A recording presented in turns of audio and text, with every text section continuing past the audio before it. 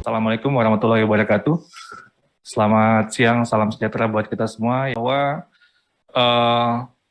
formasi yang sudah terisi pada saat ini sudah 58% dari formasi yang diajukan oleh Pemda tahun 2021, yaitu dari 506.252 formasi yang diajukan, 293.860 telah terisi. Artinya guru tersebut lulus dan mendapatkan formasi. Dan terdapat sisa formasi sebesar 212.392.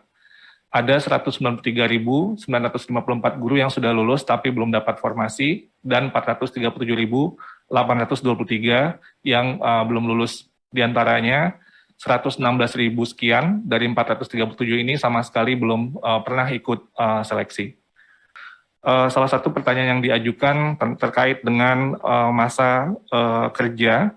Di sini kami juga dapat sampaikan bahwa ketika melakukan pengangkatan, maka Pemda sesuai dengan PP 49 tahun 2018 pasal 37 dinyatakan bahwa masa hubungan perjanjian kerja bagi P3K itu paling singkat 1 tahun dan dapat diperpanjang sesuai dengan kebutuhan dan berdasarkan penilaian kinerja. Saya rasa di pertemuan kita sebelumnya, Pak Deputi SDM Aparatur PAN-RB, Pak Lekstini menekankan kepada penilaian kinerja yang dilakukan nanti secara komprehensif sebagai mekanisme yang berkelanjutan.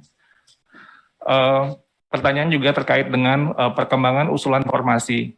Dapat juga kami sampaikan di sini bahwa dari total kebutuhan 758.018 kebutuhan formasi untuk tahun 2022, yang diajukan masih sebesar 17,3%, yaitu sebanyak 131.239 formasi, di mana formasi ini sudah termasuk guru agama, guru seni budaya, termasuk di sini guru muatan lokal, bahasa daerah dan kesenian, guru PJOK, dan guru TK. Tentang guru agama di sini tentunya ini adalah guru agama di dalam sekolah di bawah Kemendikbudristek, tapi tentunya ada juga formasi dari Kemenak. Nanti mungkin Pak Zain juga bisa menambahkan kebutuhan formasi untuk guru-guru yang ada di bawah Kementerian Agama. Kami akan terus tentunya melakukan koordinasi dengan Pemda yang ini akan menunggu terbitnya nanti aturan mekanisme baru seleksi P3K untuk kemudian kita sosialisasikan dan kita koordinasikan dengan seluruh Pemda sesegera mungkin. Lanjut. Di pertemuan sebelumnya kami juga sudah menyampaikan Pemda yang sudah mengusulkan formasi secara maksimal, ada juga Pemda yang masih belum. Secara umum tentunya kita sudah membahas di pertemuan sebelumnya, masih banyak Pemda yang masih belum mengajukan formasi atau mengajukan formasi sangat sedikit sekali dari kebutuhan real yang mereka perlukan. Ini 47 Pemda ini adalah Pemda yang telah mengusulkan formasi cukup banyak, atau mungkin yang paling kategori maksimal, kita pakai indikator 80-100% dari total kebutuhan. Dan memang di sini saya juga melihat bahwa seperti halnya di penerbitan NI P3K di sebelumnya, Aceh itu cukup konsisten, termasuk Pemda yang cukup bergerak cepat untuk penyelesaian ASN P3K. Terkait dengan daerah permasalahan yang mungkin juga nanti akan di-highlight oleh Bapak Ibu yang lain, terkait dengan ketidakyakinan ada anggaran sehingga menghalangi baik itu penerbitan NI P3K dari guru-guru yang telah lulus seleksi di tahun 2021, dan juga antusiasme untuk melakukan pengusulan formasi di tahun 2022. Di sini dapat saya sampaikan bahwa sebenarnya sudah beberapa kali baik dari Kemendagri dan Kemenkeu memberikan baik itu surat edaran maupun juga berupa sosialisasi melalui berbagai kesempatan, baik itu sosialisasi yang sifatnya daring maupun luring. Juga kami dari Kemendikbudristek, juga teman-teman dari PAN-RB dan BKN dan Kementerian Agama juga melakukan koordinasi dengan berbagai pemangku kepentingan terkait.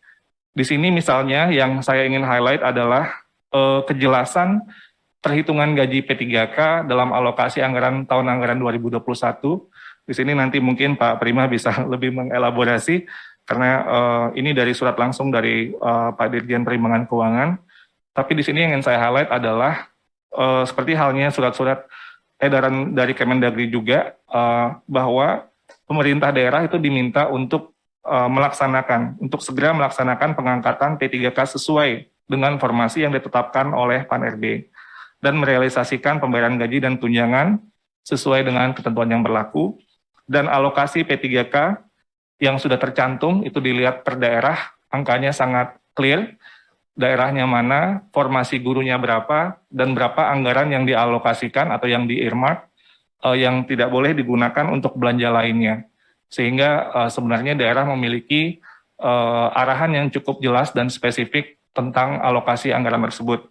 Untuk tahun anggaran slide berikutnya, tahun anggaran 2022, Dirjen Perimbangan Keuangan juga melalui surat nomor S204/PK/2021 pada bulan Desember, tanggal 13 Desember, sudah juga langsung menginformasikan kepada seluruh gubernur, bupati, dan wali kota.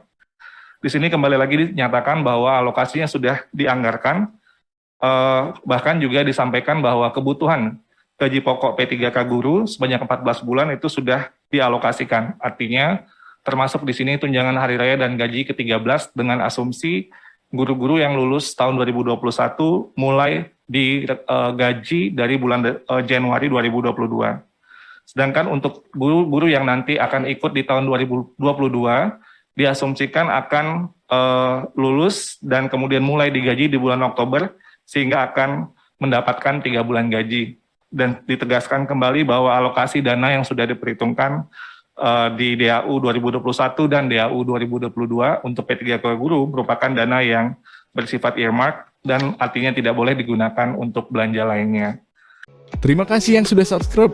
Bagi yang baru menemukan channel ini, like videonya, klik lonceng dan hidupkan notifikasinya. Jangan lupa di-subscribe. Selain itu juga dapat saya sampaikan, bahwa sebenarnya ketika kita melihat data secara longitudinal, secara jangka panjang, kita melihat bahwa penganggaran yang tadinya diperuntukkan untuk pembayaran gaji guru itu sebenarnya masih ada yang belum dikembalikan untuk pembayaran guru tersebut. Jadi misalnya di sini kita melihat data guru yang pensiun dan guru yang direkrut itu gapnya cukup jauh.